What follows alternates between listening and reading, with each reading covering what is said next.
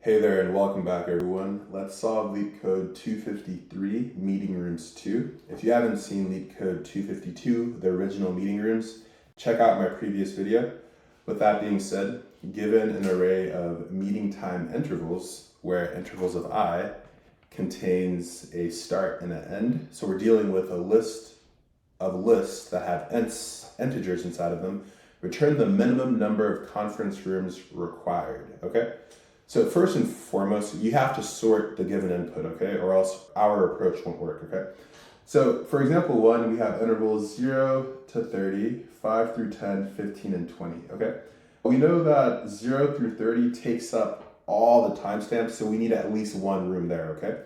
And then 5 to 10 will give us our second room, okay? And then when 5 to 10 is over, we still only have that one room, okay? But then we get to 15 and 20, so we need two rooms, okay? And over here, if we sort this, 2 and 4 comes first, obviously. And then notice how 2 to 4 p.m., we just need one room. And then there's no meetings. And then from 7 to 10 p.m., we need a room again. So at most, we are using one room, okay? That's the minimum number of conference rooms required.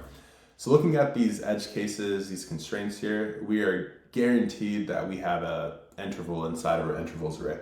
So let's go to the drawing board and get a better understanding of our approach, okay?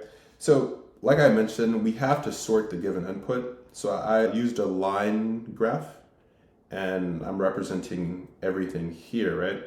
And with that being said, I sorted it. So this is sorted in increasing order by the first start timestamp, right? And now, very importantly, we have to use a heap, a priority queue, right?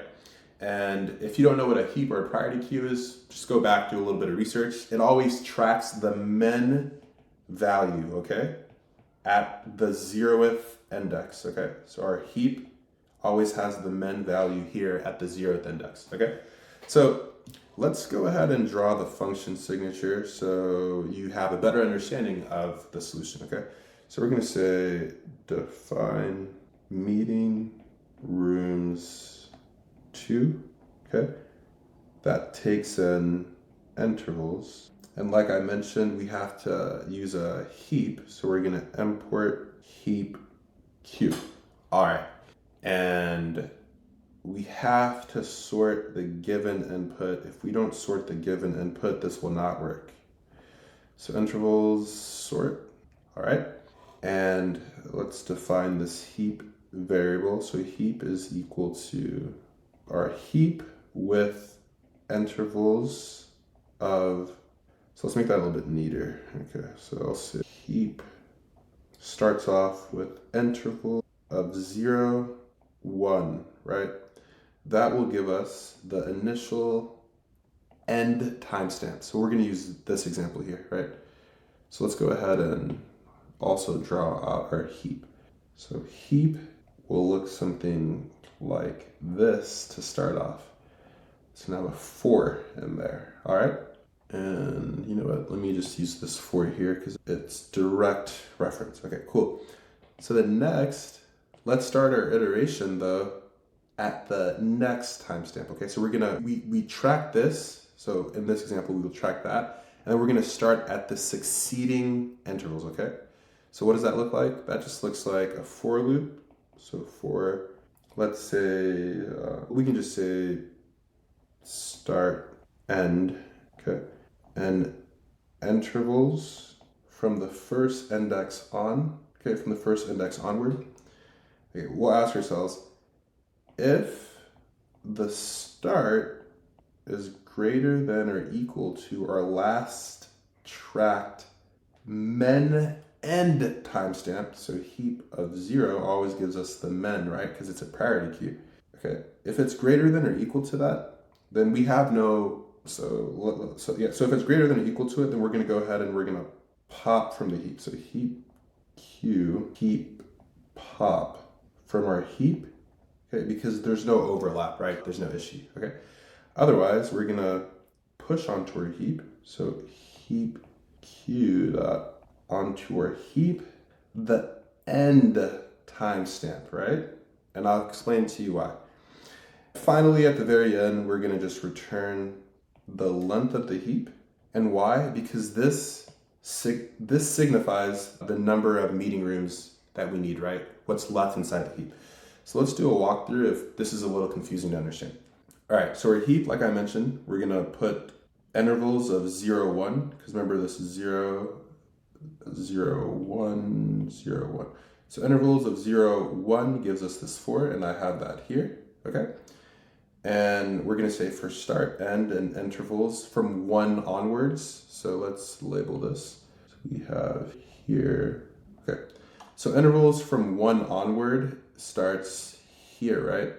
This is gonna be our start and end, okay? Okay, if start is greater than or equal to heap of 0, so I can also bring this here. Okay, so is this start greater than or equal to heap of 0? It is, right? 7 is greater than or equal to 4. So we're gonna just pop from the heap, and then we're gonna push the end timestamp, right? Push this, and then we're done with this for loop here. And notice how we return the length of this. So the length of this gives us that 1, right? Let's go ahead and actually, I want you guys to pause. I'm gonna pause, and I want you guys to do this example by yourself, okay? All right, let's go over to LeetCode and let's get a working solution. All right, so like I mentioned before, the very first thing you have to do, you have to sort this, and immediately that makes our time complexity equal to big O of n log n, right? And that also makes our space big O of n as well. Heap, so let me import that heap queue. So import heap. So heap starts off with intervals of 0, 1, right? Because we want to push in the very first ending timestamp, okay? Because that's what we're going to compare to, right? So for start, end, and intervals from the first value on, right? If that start is greater than our previously tracked men ending timestamp, right? If it's greater than or equal to it, then we don't have any issues, right? So we pop from the heap, right? There's no overlap, okay? All right.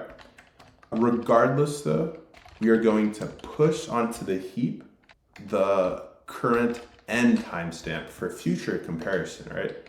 And then if we return the length of the heap, that'll let us know how many rooms that we need, okay? So it passes the initial test cases. Let's submit it. And wonderful, we have a working solution. Let's go back to the drawing board to talk about the time and the space. Okay, so the time complexity here is equal to big O of n log n, right? Because we're using sorting, and in Python, I believe it's merge sort under the hood. And then the space is also equal to big O of n from that merge sort, okay, under the hood. And you could also say that O of n could come from, let's just say, the size of our heap. Imagine if the size of the heap was approximately equal to the size of our given intervals, okay? And that's the solution, pretty straightforward. Whatever platform you're on, please comment, like, subscribe, follow, and I'll see you in the next one.